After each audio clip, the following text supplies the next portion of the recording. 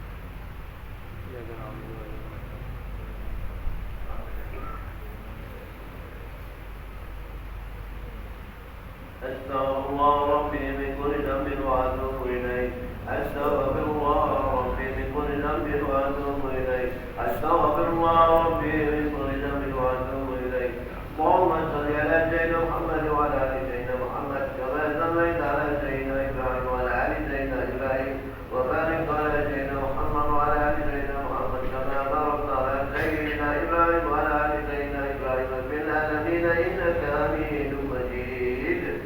إلهي ورضا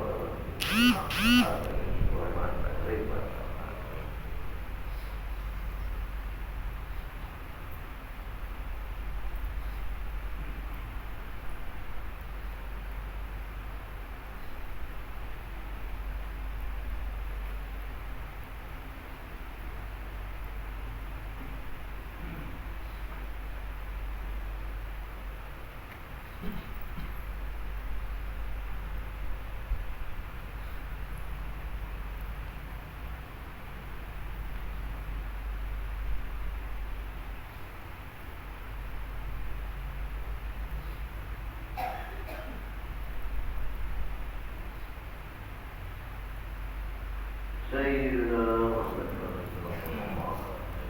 اللهم صل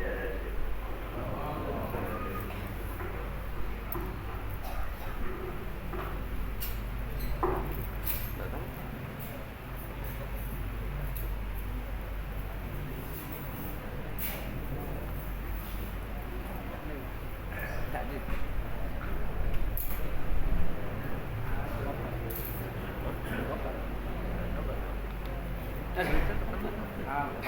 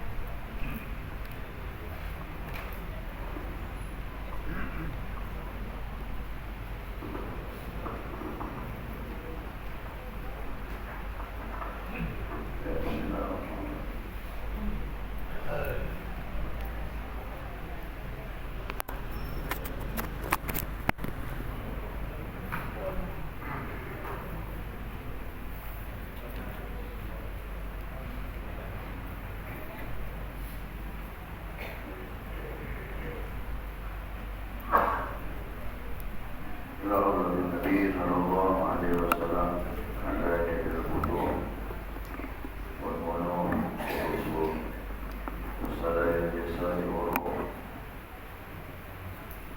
بسير الأسرار الفاتحة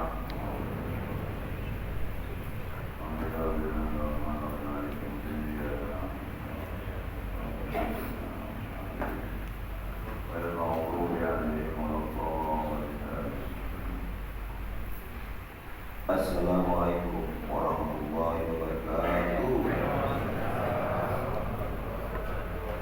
Kita lanjutkan usaha kita pada kitab Al-Mu'tah halaman 268 hadis nomor 13.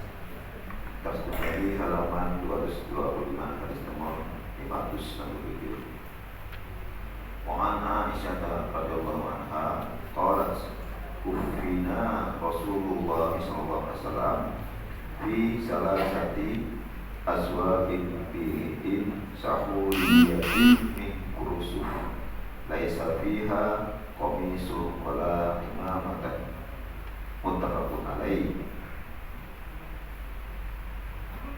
Dari Aisyah radhiyallahu anha dia berkata, Rasulullah SAW dibungkus 3 kain kafan putih bersih dari kapas, tidak pakai gamis dan sorban. Muttafaqun alaih.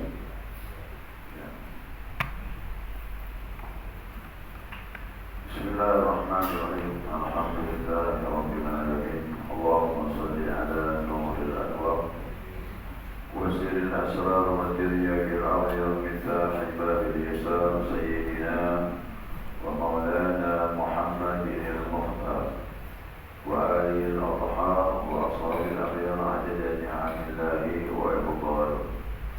Subhanaka la ilma lana illa ma 'allamtana innaka antal alimul hakim. Allahumma dzakirna ma nasina wa 'allimna ma jahilna wa la hawla wa la quwwata illa billahil 'aliyyil 'azim. Qala al-musannif rahimahullahu ta'ala wa nafa'ana bi 'ulumihi fid darain amin. Jemaah subuh rahimakumullah. Assalamualaikum warahmatullahi wabarakatuh. Alhamdulillah, senantiasa kita mengucapkan pujian dan syukur kita kepada Allah atas limpah rahmat hidayahnya. Subuh ini kita dapat melanjutkan kajian kita, mudzakarah kita, pasuan kita, Bulughul Maram. Dan masih berkenaan dengan mayit. Hadis berikutnya an Aisyah radhiyallahu anha. Dari Aisyah radhiyallahu qalat, dia telah berkata, kufina Rasulullah sallallahu alaihi wasallam fi thalathati aswabin bidin suhuliyatin min kursibin laysa fiha qamisun wala imamatun. Muttafaqun alaih. Aisyah berkata, Rasulullah SAW dikafani dengan 3 pakaian. Aswab ini pakaian kain ya. Bidin suhuliyatin, dengan pakaian putih bersih, min kursifin. Min kursifin ini dari bahan katun. laisa biha qamisun wala imamatun, dan tidak ada padanya gamis atau imamah. Imamah itu sobatnya.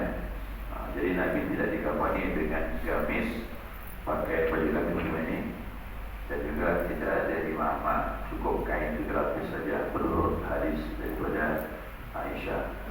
Ini hadis muttafaqun alaih, hadis Bukhari dan Muslim. Nah, di sini ada kalimat suhuliyatin, sahuliyatin. Sahuliyatin ini nisbah kepada Sahul. Sahul ini sebuah kota kampung di Yaman, dan dia membuat bahan tersebut, bahan kain itu. Dan disebabkan kepada Nabi SAW. Nabi memakai kain tersebut warna putih bersih. Ketika putih bersih, bidin naqiyatin. Jadi memakai itu sangat putih dan bersih. La takunu illa minal qatun, tidaklah terbuat mereka dari katun. Bahan katun itu. Dan kemudian dalam hadis ini disebutkan laisa biha qamisun wala imamatun, maka pada Nabi itu tidak ada menggunakan gamis ataupun imamah serban. Artinya di situ tidak ada yang lain selain pakaian 3 lapis tadi itu, kain 3 lapis tadi itu, dan tidak ada sesuatu yang lain. Ini menunjukkan bahwasanya kata ulama dibahas ini menurut hadis ini disyariatkan mengkafankan mayat, menutup mayat. Pada saat ini maka dianjurkan menutup mayat dengan pakaian li'auratihi, yakni batas wajibnya aurat.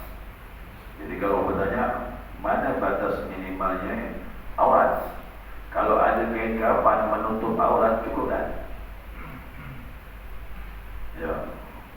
Kalau kan auratnya kan seluruh tubuh, lagi antara pusat dengan lutut. Kalau lutut tertutup sampai ke pusat tertutup, cukup betul. Itu batas wajib. Jadi itu diatur oleh kitab batas minimal seperti itu. Kenapa demikian? Ada disebutkan sahabat pernah dikafankan seperti itu. Nah, dia bilang kalau seandainya ada bahan yang lebih, paling sedikitnya maaf menutup aurat jika tidak didapatkan yang lain. Tapi kalau ada pakaian lebih, kalau ada pakaian lebih maka ditutuplah kepalanya. Kalau lebih ini kan pusat dengan lutut tertutup. Ada pakaian lebih ini untuk salah satu yang ditutup bagaimana? Kaki atau kepala? Jadi kalau ada tambahan cuma salah satu, tapi sudah duanya, maka ditutuplah kepala sampai ke dada. Kaki bagaimana? Biarlah terbuka, karena kepala lagi mulia. Ada bahan untuk aurat, ada kelebihannya tutup kepala dengan dada. Kaki bagaimana? Kaki ini boleh dilakukan dengan hashish. Hashish itu rumput, tutup dengan rumput kaki. Dari bawah lutut itu ke betis itu, betis kalau sampai ke kaki tutup dengan rumput dan memadai. Kenapa? Inilah yang pernah dilakukan pada Mus'ab bin Umair. Mus'ab bin Umair dikabarkan seperti itu. Ada kain tutup badannya, sahabat tunjukkan ada kain lebih, tutup kepala dia. Kaki dengan rumput, daun-daunan untuk menyempurnakan kain kafannya. Kalau pun tak ada, sudah cukup lalu dengan pusat tertutup. Nah, jadi Mus'ab bin Umair ini dulunya dia kaya betul, kaya, pakaiannya najis, kendaraan budaya mahal. Kalau sekarang tu mobilnya mahal, mobil mewah dipakainya. Orangnya tampan, pakaian mahal, anak orang kaya. Masuk Islam, dia baru dimantuk sama ayahnya. Oh, ikut aku, ikut Muhammad, kata ayahnya. Ikut Muhammad lah gitu. Kalau ikut Muhammad, 1 dinar kau tak dapat warisan. 1 dinar warisan kau tak dapat. Anak semata wayang tu satu-satunya. Dia bilang tak masalah, itu aku tinggalkan. Aku ikut Allah dan Rasulnya. Oh, mantap sahabat. Ya. Nah, makanya waktu dia meninggal Nabi nangis. Menangkan dulu. Ya nak gaya Nabi. Tampan lagi bajunya semua mahal dipakai. Meninggal tak cukup kain kapan untuk badannya. Amat. Kata Nabi, madang mayat Mus'ab bin Umair ditinggalkannya semuanya demi ikut Allah dan Rasul. Itulah Nabi yang sudah sampai nangis tu. Berarti hebat lah iman sahabat tu kan. Kita ni belum mampu, mana dia berkan? Kalau bila ikut Nabi mana? Ikut sahabat dia tak mampu juga. Mana ikut Nabi? Bilang ya ikut semampu kita. Mana kita mampu ikut lah, kita mampu dah.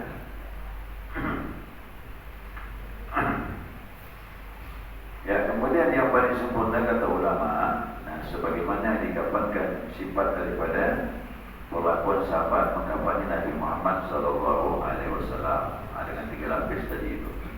Dengan 3 lapis. Nah, hukumnya apa ini dari sini?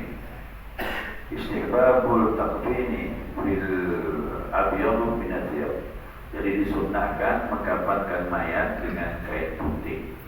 Jadi di sini ya. Jadi kain putih itu sunnah. Kalau kain coklat boleh tak?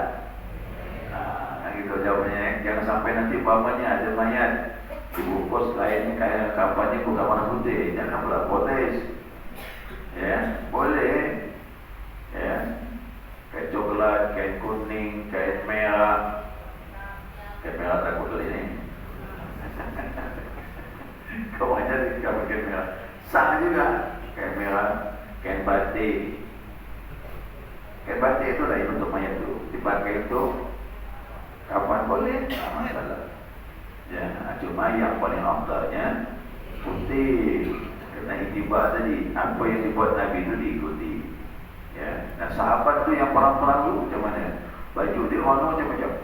Tak semuanya putih. Ada coklat, ada krem. Tadi pakai pembungkusnya. Pakai pembungkusnya. Orang perang tu mana dia cari air? Baju dipakai itulah untuk kain kafan dia. Nah, yang kedua, ya, yusannu disunnahkan mengkafankan laki-laki dia. Laki-laki, lemong lainnya. Disunnahkan mengkafankan laki-laki dengan 3 lapis. Yata'ummu jami'u badanihi, dengan menutupi seluruh badannya. Ini sudah sunnah dah. Orang kata sunnah, yang sunnahnya. Sunnahnya 3 lapis. 3 lapis menutup seluruh badannya dari kepala sampai kaki. Itu sudah dapat sunnah ittiba kepada Nabi Muhammad sallallahu alaihi wasallam. Maka yang sempurna kan Nabi lah, kenapa? Tak mungkin pula Nabi ini kepala pemerintahan, Rasul lagi, pemimpin lagi. Takkan pula kain kafan tak cukup untuk badannya. Maka dibuatlah sahabat melihat ini, maka jadi pemimpin kita. Ini utusan Allah, tak boleh sembarangan. Maka mengkafankan pun pakai yang sempurna. Yang sempurna tadi itu 3 lapis itu. Berdasarkan hadis dari Aisyah radhiyallahu anha. Wa hadza akmalu kafani wa aqalluhu ma yasturul awrat. Inilah yang paling sempurna 3 lapis tadi, namun yang paling sedikit adalah menutup aurat. Itu paling tidak batas wajib. Yang sempurna 3 lapis. Imam Syafi'i berkata, Imam Syafi'i mengatakan disunnahkan, dibilang ya, disunnahkan berdasarkan hadis ini, disunnahkan untuk tidak mengkafankan dengan gamis dan imamah. Berdasarkan hadis ini, menurut Imam Syafi'i, ya, disunnahkan untuk tidak melakukan mengkafankan mayat itu dengan gamis dan imamah. Kan ada riwayat yang lain, mayat itu dibungkus, maaf, dengan baju gamis dulu, kemudian imamahnya, kemudian baru 3 lapis kapan jadi berapa tu? 4/5. Pertama gamis, kemudian ditambah lagi imamah. Imamah tadi bungkus semuanya gitu. Namanya imamah tu. Imamah tu dibuka panjang. Nah, dibungkuskan kepadanya imamah dari kepala sampai ke badan, kemudian baru ditambah 3 lapis. Jadi berapa? 5. Kan ada yang begitu. Tapi berdasarkan berdasarkan hadis ini Imam Syafi'i menyatakan tak perlu pakai gamis, tak perlu pakai imamah, sudah cukup 3 lapis sebagaimana perbuatan kepada Nabi Muhammad SAW. Jadi kalau ada wasiat tu kan mengkafankan mayat tanpa baju gamis, berarti ikut dari sini lah. Cukup kain saja 3 lapis menutup seluruh badan. Imam Ahmad berpendapat dari Imam Syafi'i ya, disunahkan mengkafankan 3 lapis kain tadi dan makruh menambahnya. Jadi kalau menambah makruh dari Imam Ahmad. Kenapa? Hadis ini tadi. Jangan tambah lagi dari 3 lapis. Berdasarkan hadis ini makruh dah. Dua ketat sikit dari Imam Ahmad. Kalau Imam Syafi'i sunnah, kata dia. Kau mau 5 lapis boleh. Sunnahnya 3 lapis ikut Nabi Muhammad SAW. Jadi ini kan hadis ini sampai kepada imam-imam tersebut, cuma mereka beda dalam menafsirkan. Ya. Nah, kata Imam Ahmad bin Hanbal tambah lagi, jika dikafankan dengan gamis, ya, yang berlengan ya, gamis ini pakai lengan ya. Nah, kemudian tambah lagi kain sarung, ya, tambah lagi kain sarung. Nah, kemudian baru kain, dia tak makruh, cuma tidak sunnah. Jadi kalau pakai gamis, pakai imamah, 3 lapis lagi, boleh, tidak sunnah. Dia bilang begitu. Raya dikarah, dia tidak makruh. Itu pendapat Imam Syafi'i itu apa?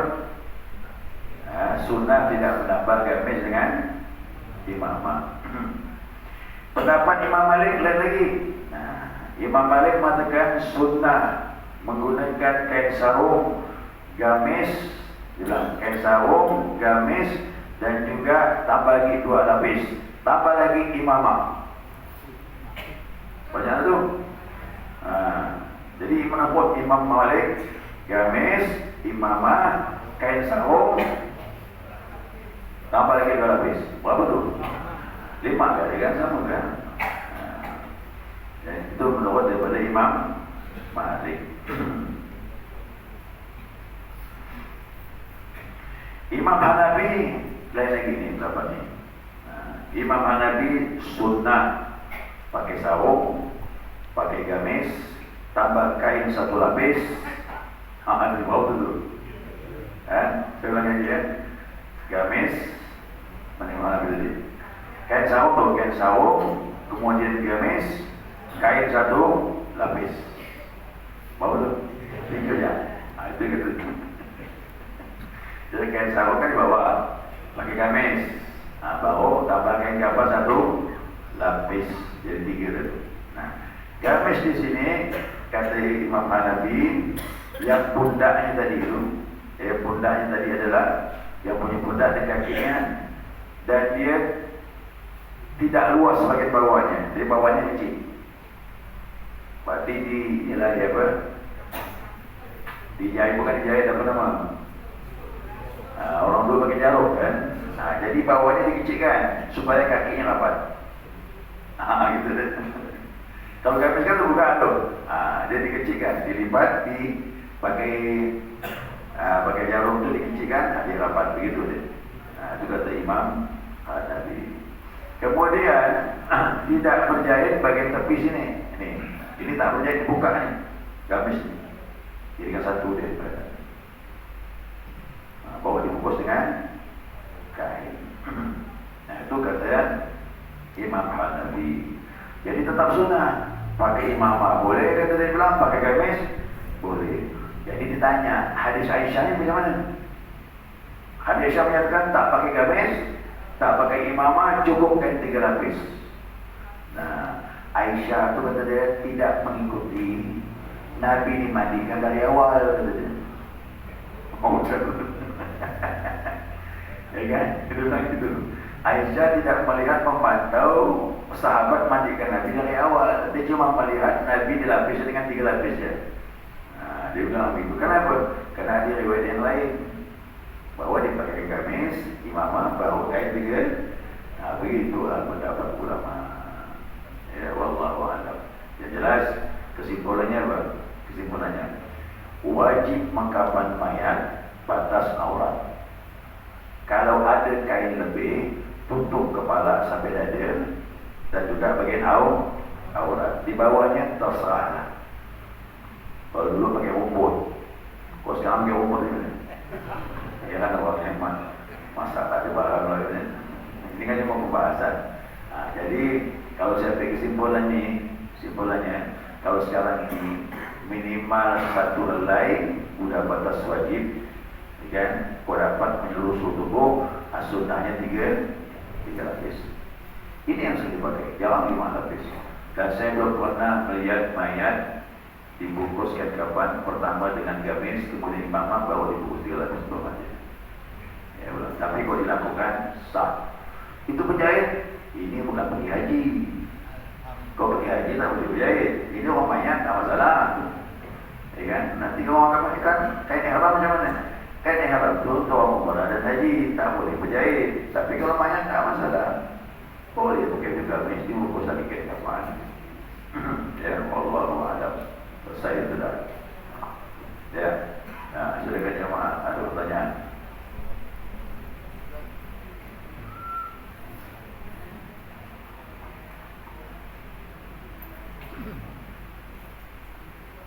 Assalamualaikum warahmatullahi wabarakatuh. Assalamualaikum. Ada yang mau ditanya Ustaz terkait dengan ayat 9.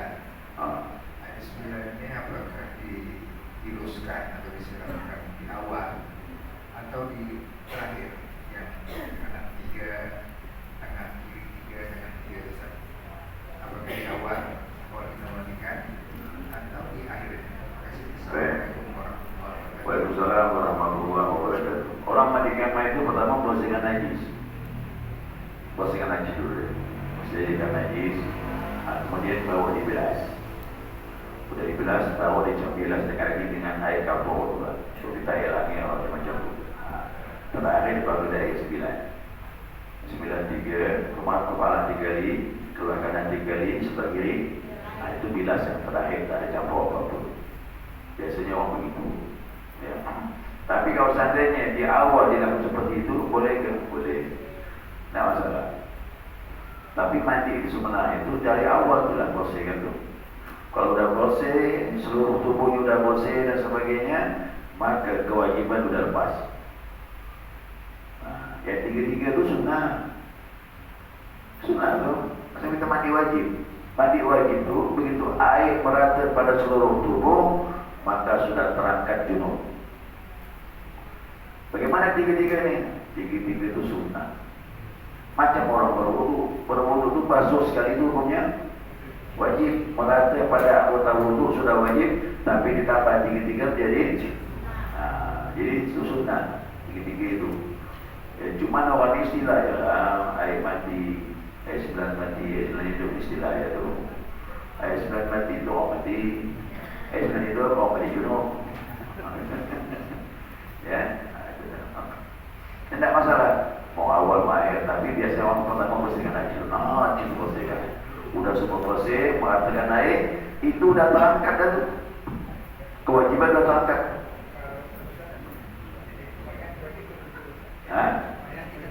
Tidak wajib sunnah. Sunnah diwudukan, dikiaskan dengan mandi wajib.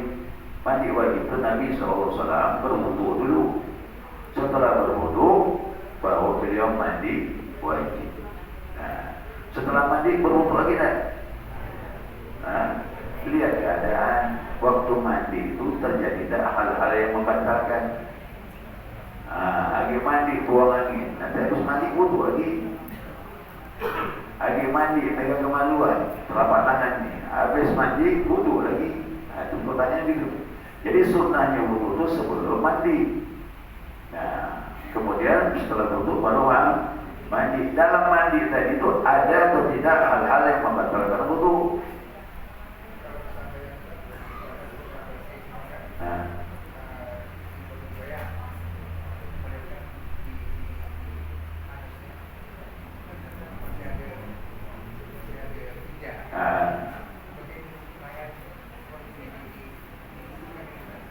Tak perlu, cukup dibersihkan najisnya.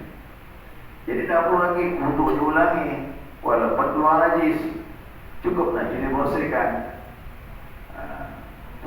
membolehkan. Makanya saya katakan walaupun sudah dikapankan, ya, sudah dikapankan tiba-tiba keluar kotoran atau keluar darah. Ini orang ini meninggal ini tabrakan, begitu dikapan keluar darah, atau meninggal ini tadi ini berbunuh matinya, sudah dikapankan keluar darah. Kalau sudah dikapankan sudah selesai, tak usah lagi dibuka, tak apa-apa. Kecuali kalau kapannya belum sempurna, lagi mengkapankan belum selesai, keluar najis, buka itu, bersihkan lagi. Kalau sudah sempurna mengkapankan, najis keluar tak pengaruh. Ini lumayan datang dari Jakarta. Ya, sudah dikapankan sudah, dikapankan bawa ke Pontianak. Sampai di Pontianak ini tadi. Dia ada najis keluar. Najis keluar. Orang bertanya, gimana ini Pak Ustaz? Tak masalah, kalau dari kapan pun dah selesai. Keluar najis, tinggal tambah kain tutup bagian najis itu sampai netes. Situ ya, dibuka. Jangan dibuka lagi, karena udah diikat semuanya itu selesai dapat itu mendapat gamanya. Nah, tapi keluarganya mau cium keningan. Oh, udah dibuka lagi tuh. Kok dibuka lagi wajib bersihkan. Wajib bersihkan. Udah sempurna tadi dikapan, dibuka pula lagi. Wajib dibersihkan lagi najis. Cukup najis ya dibersihkan, mandi tak boleh ulang. Tak repot jadi itu. Makanya kalau dah dibungkus tapi udah jangan amanah mukanya kita. Ya dua kecelakaan. Muka tak berubah Pak, dia lah dia. Paling pandai agak berubah uzur sikit. Ya kan? Agak uzur sikit. Orang meninggal kan gitu. Tapi kok meninggalnya orang yang baru meninggal, pasti tak berubah. Tapi kalau orang yang sakit meninggal, pasti berubah. Ya. Jadi tak ada pengaruh. Mau dipandang, tak dipandang, apa pengaruh? Ada penting doa. Doa kita. Jangan repotkan untuk mandikan mayat itu. Mati dah dibuka, ada najis, bersihkan lagi, bawa lagi ke belakang, ke kamar khusus, bersihkan. Kan repot. Jadi jangan dibuka. Ya. Apakah hubungankah karena merasakan kegiatan berubah? Misalnya kalau banyak yang selalu keluar tiga, itu ada kaitan dengan tiga waktu itu. Apa kita? Tak ada. Itu cerita-cerita. Jangan dikait-kaitkan. Orang keluar istinja dan sebagainya biasa ada penyakit. Ya kan, ada penyakit dan sebagainya. Nah itu semuanya tergantung daripada orang tersebut. Ada penyakit. Penyakit kan ujian Allah. Waktu saya meninggal keluar darah dari mulut dia. Darahnya coklat ini. Kerana dia sakit dalam. Sakit dalam ya. Itu problem keluar dulu, tolakannya kuat, langsung keluar darah. Darahnya coklat. Emang dari sakit dalam jantung dan sebagainya. Nah itu kita cerita masalah penyakit. Kita bersihkan selesai. Kita bersihkan. Jangan bercerita macam-macam. Ya kan? Maka kita ni maka mandikan mayat dulu, jaga mulut. Ya, jaga mulut, jangan buat cerita macam-macam. Jadi kita fitnah, tak bagus. Ya, tak bagus. Ya. Cuma kalau ada orang yang baik, itu harus kita ceritakan. Kerana ada kelebihan dia. Bukan pada sebaliknya orang jahat. Nah, orang kebanyakan macam-macam dengan penyakit, dengan apa ini macam keluar najis, keluar darah, baik dari mulut, dari hidung, macam-macam. Orang meninggal tu gitu. Yang tergantung keadaan penyakit dia. Tapi kalau ahli ibadah itu dia punya kelebihan, ada kelebihannya. Yang itu boleh sebagai motivasi kita untuk agar banyak ibadah. Saya tu Ustaz, saya tak pernah mandikan mayat, cuma bantu-bantu ya. Saya tak kuasa nak najis tu. Kalau orang tak ada sih boleh lah. Kayak gitu. Kalau orang tak ada saya mandikan.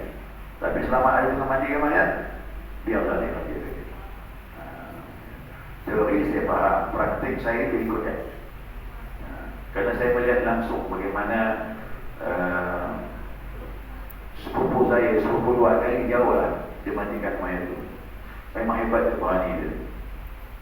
Dia bersihkan najis tu. Betul-betul dia masukkan tangan tu, kan putih tu, dia periksa bagian dalam tu sampai masuk aja dia. Dia lihat lagi masih bentuk siok, masukkan lagi, tengok lagi siok, luar biasa. Hebat dia. Itu hati dia kuat. Bau ni naik ni. Saya dah tak mampu dah. Dia biasa je. Boleh-boleh lah saya. Gitu yang mereka main tu. Kuat dia yang ada begitu tu. Ya. Kemudian ada satu mayat, ya, saya dekat sama dia. Artinya dia dekat guru saya lah. Masih keluarga juga guru. Lalu saya ikut mandikan. Saya mandikan. Itu saya sendiri yang mencium bau wangi naik. Bau wangi naik, Masya Allah. Pada atas ada bagiannya wangi itu kan. Saya cium bau wangi naik. Jadi saya tanya sama istrinya. Dia bilang di rumah tu dia tak putus. Dia tinggi ni cara mengamalkan Al-Quran tu. Dia baca Al-Quran tiap hari. Pagi 1 juz, maghrib 1 juz, satu hari 2 juz. Dia tak malah putus. Dia kan buka toko di pasar. Ya, jadi habis solat subuh tu, kalau kita kan zikir, dia amalannya Al-Quran 1 juz. 1 juz sampailah syuruk, buat syar'i syarak dia. Kemudian pergi ke toko. Di pasar jalan kaki pergi ke toko. Sehat badan. Jalan kaki ke pasar. Ya, kembalinya ke rumah sekitar jam 5 sore. Mandi dapur sini, kemudian dia pergi ke surau maghrib. Di surau tu, habis saya berzikir ke sini, dia terus baca Al-Quran sampai dah isyak. Jadi hari-hari begitu je dia. Jadi satu hari 2 juz. Kalau kita dengar amalannya tu, dia tak hari-hari. Yang amalan dia khatam mulai awal lagi, khatam mulai awal lagi, khatam mulai awal lagi. Ada dia malam tahajud. Malam dia tahajud. Ya. Sederhana ya tu. Kerjaannya jual buku-buku di pasar, sore balik, yang tu anak isteri, kemudian ibadah, baca Quran, istiqamah, udin. Itu saya lihat bahwasanya waktu mandikan mayat itu wangi lah. Saya bukan menganukan itu, jangan jamaah baca Quran dulu sekarang. Saya wangi tak apa. Ini masing-masing orang itu dengan ibadah di istiqamah dia. Cuma dibacanya lancar, lisan fasih lagi. Makanya bagi jamaah yang tak mampu baca Quran, zikir lebih mudah. La ilaha illallah. Makanya kau hafal Quran apalah, mama kan apa aja kan. Tak apa Ustaz, juz amat tak ada apa tu. Juz amat pun tak ada apa. Zikir dah lebih bagus. Zikir lebih mudah. Kalau zikir tak tahu, lain Allah. Pakai bukan wajib lalu. Jadi harus kita harus ada amalan dari sedekah yang membantu kita nanti dari Allah. Ya. Itu hal-hal yang kelebihan tadi memang orang itu istiqamah.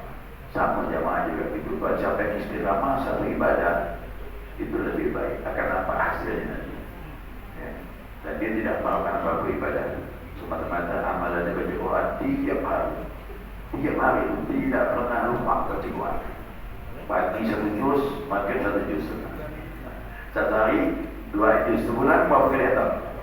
2 kali hatam. Sebulan setahun berapa tahun? 4 kali. Padahal Al-Quran itu hak dia 1 tahun 2 kali hatam. Al-Quran itu Imam Hanafi ni. Imam Hanafi bilang hak Al-Quran itu setahun 2 kali hatam. Kalau tak dapat seperti ini, berarti hak Al-Quran belum kita tunaikan. Dia ni setahun 24 kali. 24 kali. Kan? Itu masing-masing orang tu kan dengan kelebihan dia. Dia baca Quran yang bagus, lancar. 1 juz tu saya setengah jam. Dia 20 menit. Udah cepat lagi. Pasir ke lisan dia. Saya setengah jam 1 juz tu. Ya. Karena saya bisa baca cepat tak bisa. Saya orang termasuk tidak bisa baca cepat. Saya ingin menikmati, nikmat enak. Cepat-cepat amas. Tapi kalau dia dah biasa kan, baca lancar. Ya. Assalamualaikum warahmatullahi wabarakatuh. Guru, ya kan ada yang positif kalau kita mandi itu dari kaki dulu, ya, dari kaki dulu supaya angin kita jebak. Kalau kita dari kepala tuh angin kita jebak, jadi masuk angin. Kalau mandi langsung ke bola. Orang hidup ini. Oh hidup. Orang hidup. Kebayangnya. Orang hidup. Ada positif tuh kalau mandi dari kaki, angin itu tak jebak. Tapi kalau kita mandi sebelumnya kan sunnah kepala dulu ya. Itu mungkin dipandang dari segi kesehatan wallahu a'lam. Saya pun tak paham itu. Kalau dapat ilmu begitu jangan tanya saya pun tak tahu. Yang saya tahu ni bagaimana ibadah Nabi itulah saya tulis. Jadi kalau ikut Nabi itu ya memang seperti itulah cara mandinya, kepala dulu. Kepala dulu apa di mandi junub kan? Di kepala dulu. Karena kepala ini mohon maaf lah. Karena bagian yang paling sulit itu kepala. Pertama rambut. Satu helai rambut kau tak basah, masih junub tu. Tu rambut ni ke mana? Rambut ke mana? Ada lagi kumis, yang periuk, janggut lagi. Udah itu kuping, lipatan kuping ni. Masih ikut alur ni, betul-betul kena semua itu. Ya kan? Maka kalau kepala anda sukses selesai, yang lain gampang. Ya, maka itibar kepada Nabi itu begitu pada kepala dulu. Oh, saya tahu sebelah kanan. Sebelah kanan lah. Seperti sebagainya. Saya ini Ustaz kalau mandi junub air 9 itu pertama saya pakai. Kan itulah yang berpas kewajiban dan itulah sunnah. Setelah itu baru pakai sabun. Pakai sabun 5 bilas. Nah, jadi sebelum mulanya mandi yang pertama tu lah. Pertama kita masukkan pakai kecil kan, buang air kecil. Tak boleh besar, boleh setelah istinja bersih semua dah. Kemudian lagi baca bismillah, kumur-kumur, pasal hidup, buang semua di najis dan kemudian selesai, baru mandi. Nah, langsung mandi tu. Ingat air 9 tu, pasal walau 3 kali. Sebelah kanan 3 kali, sebelah kiri. Bahkan bagian bawah duduk, ambil satu centong tu, basuh bagian bawah. Kerana lipatan tu, maaf, bagian lipatan ni. Saya gitu, ada rambut lagi bawah tu. Bukan rambut malu, rambut di bawah tu. Di sekitar anus tu ada rambut itu. Maka duduk, simbol dulu tu, basuh siram, ikutkan dengan tangan. Kalau kita berdiri, tak sampai tu. Ya, tak sampai tu. Kerana situ terus terang, apalagi orang-orang yang macam Endo, dia mesti buat bawah tu. Di sekitar anus tu ada rambut tu. Maka kita duduk, kita siram, satu kali siram, satu kali kita menggosok. Sudah selesai semuanya, berarti selesai sudah kewajiban kita. Tinggal membilas dengan sabun. Dengan sabun tu membilas. Jangan bersabun dulu, baru mandi junub. Ini kesat ni. Ya, kita mau air nyerap pada tubuh kita. Jadi sebenarnya mandi itu lagi. Ya. Apalagi mohon maaf, bagian bawah tu biasanya ada air, Pak. Ada air basah. Basah. Maka perlu kita duduk siram. Untuk duduk rambut-rambut kena semuanya sekitar anus tu, kemudian di bagian basah lepas semuanya. Kita dapat basah itu bagian daripada najis juga. Saya gitu dengan cara duduk kata dia. Suruh duduk ya. Kalau basuh semuanya kepala digali, kanan kiri duduk, satu siraman ke bawah. Setelah itu selesai. Dan itu baru kita pakai sabun, alhamdulillah dan sebagainya. Yes. Ali bin Abi Thalib radhiyallahu anhu kata Nabi, kullu sya'ratin janabah. Kata Nabi bilang setiap satu lembar rambut pada tubuhmu itu ada nilai junub. Jadi kalau satu lembar tak kena air, berarti junub belum berangkat. Maka setelah itu Ali bin Abi Thalib langsung diotakkan kepala. Cukup apa je? Dulu rambutnya banyak. Nabi rambut banyak segini ya, ikat. dibawa dari bahu ikram Abu Nabi. Ali bin Abi Thalib dengan ucapan Nabi takut dibotakkannya apa? Ibu jangan ikut. Ibu jangan ikut. Yang penting teliti saja, dilemas, itu bagi baju, biar merata air pada seluruh bangku tersebut. Wallahu a'lam. Betul? Apa yang apa dia satu lagi? Waalaikumsalam warahmatullahi. Biasanya kalau mayat itu meninggal, ini biasanya tolak-tolak begini. Ada mau muda, ada mau segera menikah. Dua anaknya lah tolak. Kan ini kan segera dibumikan. Tapi dua anaknya kadang-kadang sampai berhari-hari. Yang mana lebih baik? Apakah dua anaknya atau segera? Lebih baik disegerakan. Ya, disegerakan lebih bagus sunnah. Dan kitab kita buka itu sunnah bersegera laksanakan fardu kifayah. Langsung mandikan, kafankan, salatkan, tanam. Jadi saya pernah ketemu dua beradik, satu anaknya segera tapi satu anaknya harus tunggu dia. Akhirnya pakai kontak. Dia itu dengan ayah.